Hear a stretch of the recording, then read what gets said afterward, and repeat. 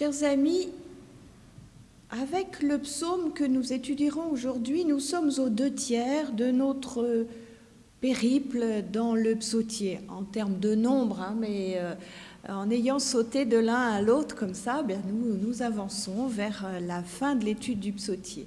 Mais nous l'explorons encore, ce nouveau psaume, grâce aux commentaires des pasteurs Maillot et Lelièvre et du Père Vesco. Je vous invite à lire dans vos Bibles le psaume 100 ou bien 99 dans la numérotation catholique du psautier. Alors, dans son commentaire, le Père Vesco aime faire le lien entre les psaumes qui se suivent. Le psaume 100 étant en cours, nous pouvons prendre le temps de faire un petit arrêt de ce type avec ce psaume. Donc, le nom divin auquel on rendait grâce au psaume 99 est maintenant béni au psaume 100. Au psaume 99, Dieu mettait en œuvre sa justice. Ici, c'est son peuple qu'il met en œuvre. Tandis que la terre était ébranlée, ici, elle est invitée à acclamer. Et dans les deux cas, dans les deux psaumes successifs, c'est l'action de grâce qui domine, ce qui n'était pas le cas pour nous la semaine dernière. Le titre de ce psaume évoque pour certains commentateurs le sacrifice d'action de grâce dont il est question dans le livre du Lévitique au chapitre 7, les versets 12 à 15. C'est l'un des 3 sacrifices de communion où la victime est partagée entre le clergé, celui qui offre et ses amis. 2 invitations, invitatoires comme on dit dans le jargon, sont données au verset 1b à 3a et au verset 4 et sont suivies de 2 motivations en forme d'hymne au verset 3 et 5. Ce psaume est donc construit comme un diptyque avec 2 volets qui se correspondent. Les invitatoires comportent 7 impératifs. Acclamez, servez, arrivez, prenez-en connaissance, arrivez, rendez grâce, bénissez. 4 substantifs introduits par « dans » se font écho. 2 dans la première partie, dans la réjouissance ou dans un cri de joie, et 2 dans la seconde, dans l'action de grâce et dans la louange.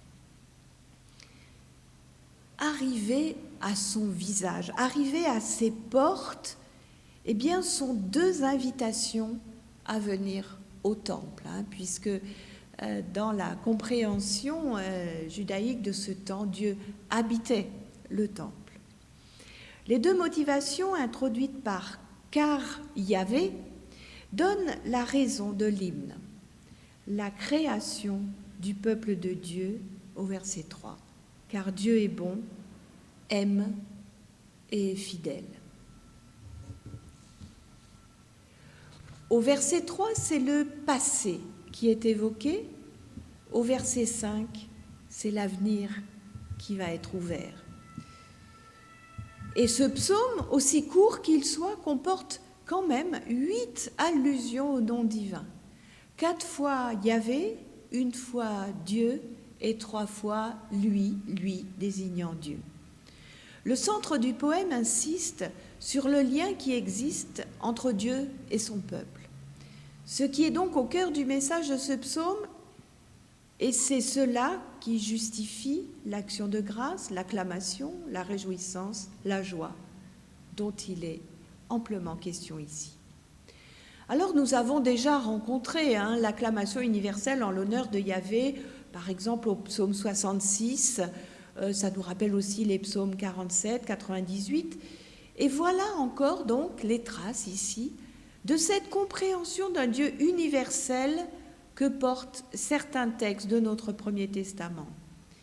Mais là, c'est intéressant parce que c'est un Dieu universel qui est Yahvé lui-même et non Elohim. Elohim, donc dans la vision de la plupart des textes, c'est le Dieu créateur. Yahvé, c'est le peuple, c'est le Dieu du peuple d'Israël. Alors, ils se superposent quelquefois, mais en général, quand on parle de l'un ou de l'autre, quand on cite tel nom ou tel autre, c'est tel aspect de Dieu, je ne dis pas qu'il y en a plusieurs, bien sûr, qui est mis en avant. Ici, c'est Yahvé qui est considéré comme le Dieu universel. Ce qui signifie que le Dieu d'Israël est ici appelé à être le Dieu de tous les peuples. C'est ici toute la terre, donc, qui est invitée à se soumettre à Yahvé et à le servir, au sens du service liturgique. Et donc, ça signifie venir pour cela au temple. Israël n'est pas en reste qui doit reconnaître, bien sûr, aussi le peuple, que Yahvé est Dieu et qu'Israël est son peuple. Il s'agit donc de renoncer aux autres dieux, puisque Yahvé est unique, une invitation à renoncer à l'idolâtrie. Le peuple d'Israël doit aussi proclamer Dieu comme le Dieu de l'Alliance. C'est lui qui nous a fait, ne renvoie pas à la création, mais bel et bien à la constitution d'Israël comme peuple de Dieu. Israël, en tant que peuple, doit à Dieu son existence. Au cours d'une histoire mouvementée, faite d'élections et de salut de la part de Dieu, Israël se doit dès lors de reconnaître effectivement qu'il lui appartient. Cette propriété est suggérée par l'image du troupeau, ce troupeau dont il est le berger, que nous avons déjà souvent rencontré dans les psaumes et qui nous est familière aussi à nous chrétiens dans la figure du Christ. Notons que le psaume 23 n'hésite pas à appliquer cette appartenance à chaque membre du peuple d'Israël.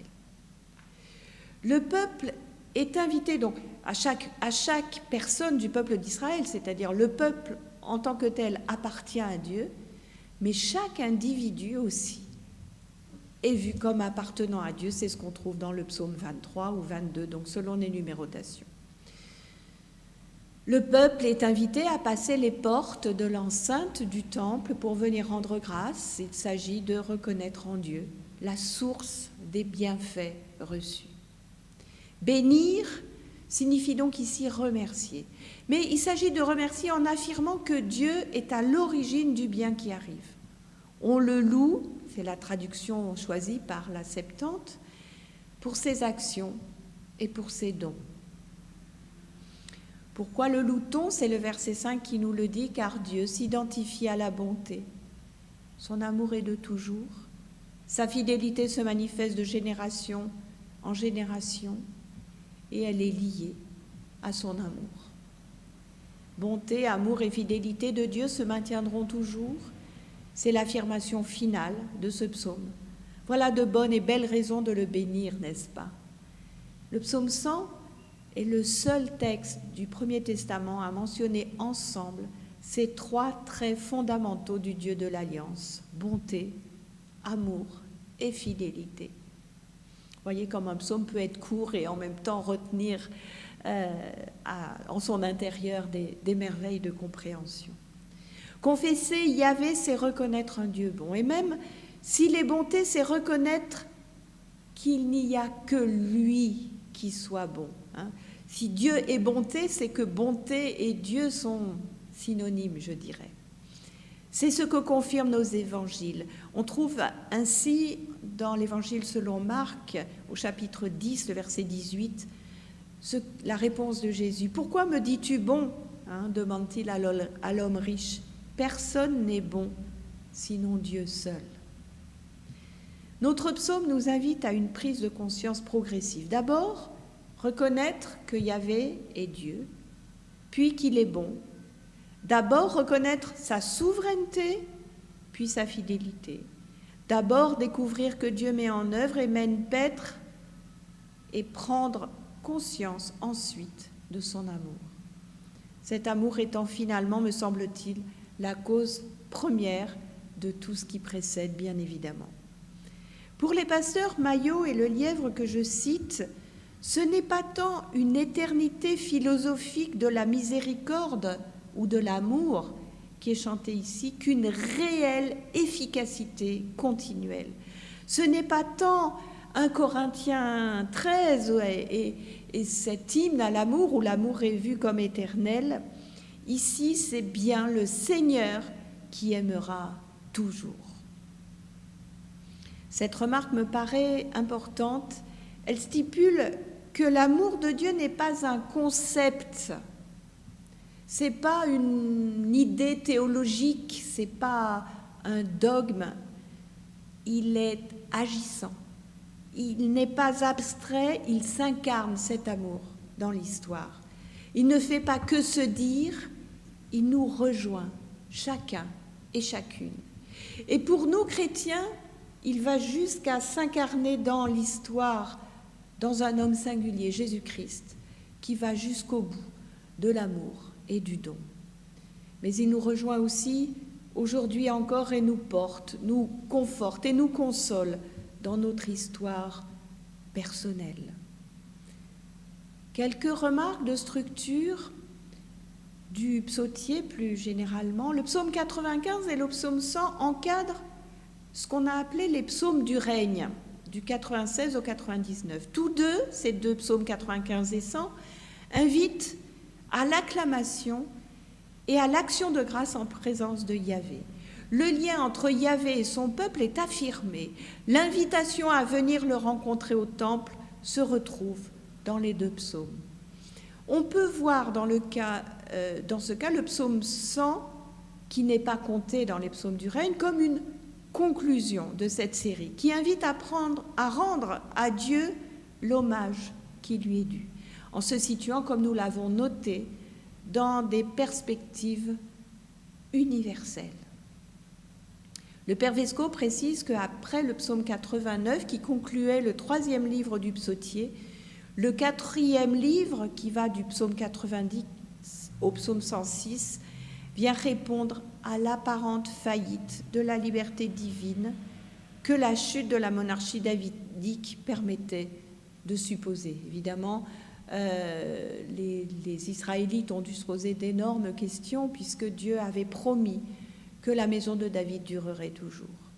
Les 7 impératifs, c'est toujours le Père Vesco qui le dit, les 7 impératifs du psaume 100 invitent à célébrer la fidélité de Dieu qui dure pour toujours et s'étend de génération en génération. La fin du psaume 100 reprend le début du psaume 89. Donc ce n'est pas parce qu'il se passe des choses qu'on ne comprend pas que la fidélité de Dieu nous a abandonnés. C'est important à entendre dans les moments qui sont les nôtres. On peut du coup noter encore une fois combien nos psaumes prennent en charge tous les aspects de la vie d'un peuple ou d'un homme, un humain, aussi bien dans leurs difficultés que dans leurs moments heureux. Et notre psaume 100 met donc en scène de façon joyeuse la reconnaissance que nous devons tous à Dieu, nous, peuples et individus de toute époque et de toute région. À nous de nous en inspirer pour laisser monter notre propre louange devant cet amour fidèle et éternel de Dieu pour nous.